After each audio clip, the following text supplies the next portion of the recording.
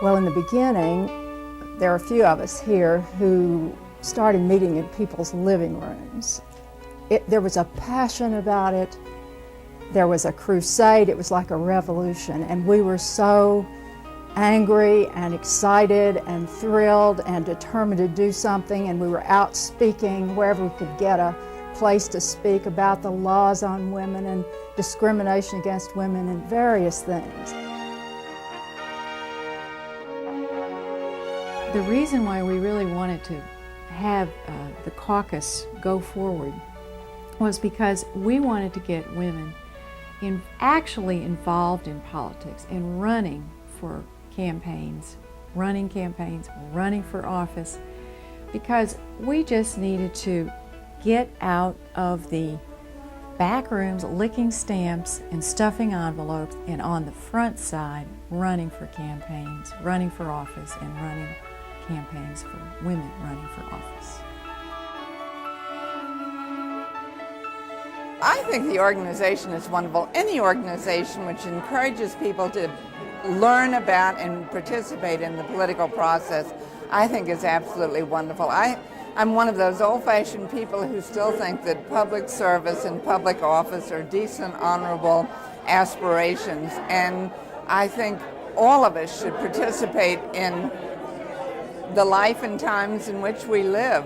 The Women's Political Caucus is a really interesting organization because without struggle there can be no progress. And the caucus has worked ceaselessly to struggle for the empowerment of women and girls of all races, of all ages, of all socioeconomic backgrounds. And it has been successful. I think that's why the caucus works well. It is faithful to its commitment to empower women and girls in the political arena. 25 years ago, the voices of a small but determined group of women began to be heard. Voices which would literally change the face of politics in our state and better the lives of thousands of women and families across Tennessee. These voices heralded change, new opportunities, more involvement. Formation of the thing took place in '71. Then people in this state began talking about how we could start something here, and of course Carleen Waller was instrumental, as always, in organizing the thing and starting these meetings in people's homes. And we were just desperate to get this done and to see this impacted for women, see women. At that time there was a sense of bipartisanship about the thing, or almost nonpartisanship. We were so anxious to get Republicans and Democrats to run for public office. We weren't so issues-oriented as it is today. We just cared about women, and that was all. And it was just a very exciting period. In the early 70s, we brought in some national speakers to raise money for the caucus. I remember particularly Sarah Weddington, who was the attorney in the Roe versus Wade litigation, came, and also Congresswoman Bella Abzug came to Nashville. I'm really not sure exactly how we got them.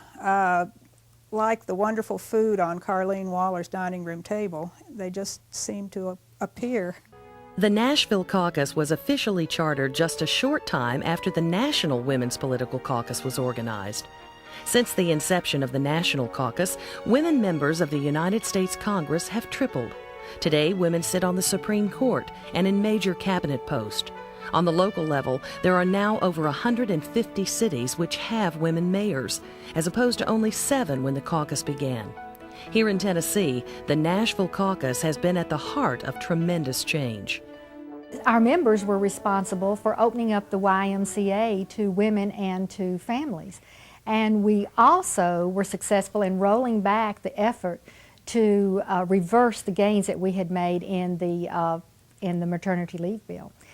And with the passage of the Education Equity Bill, we assured that women will be appointed to the boards of education until 50-50 parity is reached. And so you can see the caucus has really made a difference.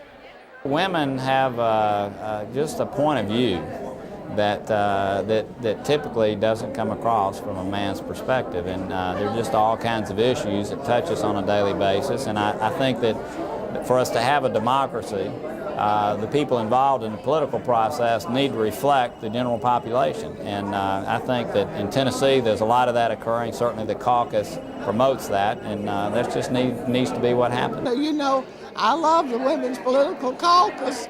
The Women's Political Caucus is an organization that I have respected and actually been part of for a long time. And many of its founders are people that were very instrumental in me learning about government and politics. And it's a very special award, not only because it means so much in terms of the issues the caucus is involved with, but because of the people involved. Dramatic changes in terms of recognizing the leadership and worth and value of women. And that's important, because when that resource is left not being used, then society suffers. And so what we need to do is to go out and get resources that are of value. I'm an economist by training, and so I believe in human capital development. And what we're doing is about human capital development, getting the best people for the best jobs, and not looking at gender. The Nashville Women's Political Caucus is the place where you can get involved. You can get involved and get connected to women. And what's been important about that for me is that when you get involved and get connected, you can work on issues that are important to you and make a real difference. In 1995, caucus members were looking at the Metro Council, and we noticed that we were only going to have one on the Metro Council, and we came up with the slogan, 1 out of 40 is not enough. We worked real hard, and we got 5 women on the council. Now it's 1999. Our slogan should be 5 out of 40 is not enough, and we should at least get 10 to 20. The Nashville Women's Political Caucus was instrumental in my decision to run for public office. Their campaign training workshops not only afforded me the opportunity to meet professional political strategists, but also to hear from other elected women officials what strategies worked in their campaigns. My fellow caucus members were very supportive and encouraging.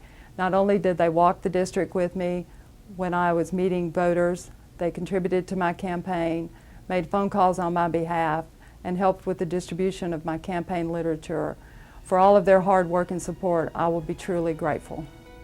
Over the past 25 years, the caucus has matured under the leadership of some of Nashville's most remarkable women.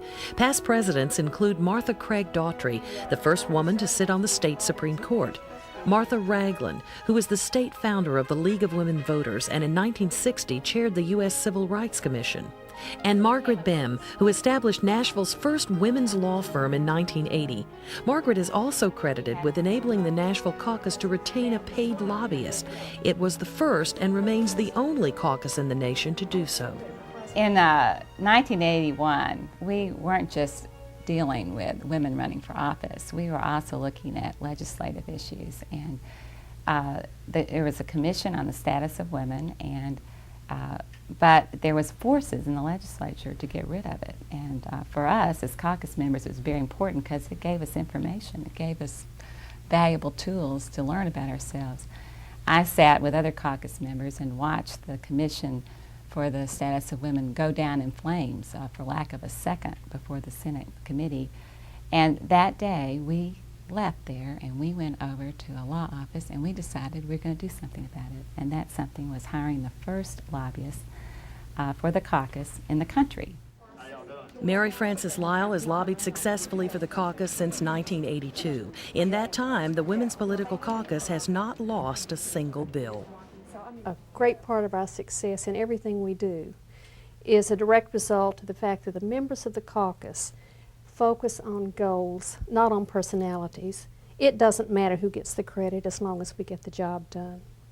And this year we had the Tennessee Economic Council on Women. We're really excited about that because it's not just a figurehead group. What that group is going to do is going to actually start getting research and targeting information about why women are in low-income jobs, why women have trouble raising families because of their income levels. And so we're going to really start focusing on the economic problems of women. Leadership was, in fact, the reason for the gathering at the Executive Mansion as outgoing caucus president Pam Inman introduced the new board and officers, including incoming president Marianne Bolden. I first met the board of directors a few years ago when Joanne Pullis, who was president at the time, invited me to come on as parliamentarian. And I was so impressed with the energy level and the commitment of all of the women to many different issues that span from child care to voter registration to making sure that we were represented in every way, that women were represented. And it really was. It was the energy, the enthusiasm, the hard work that just captured me, and I thought this is a group that I could get involved with, because I had been on many committees where we just weren't able to move forward. And with the caucus, what we do is we move forward. We move at a very fast pace. It's apparent as we face the challenges of the next millennium that the status of women here in Tennessee will be ever improving under the confident leadership of the Women's Political Caucus.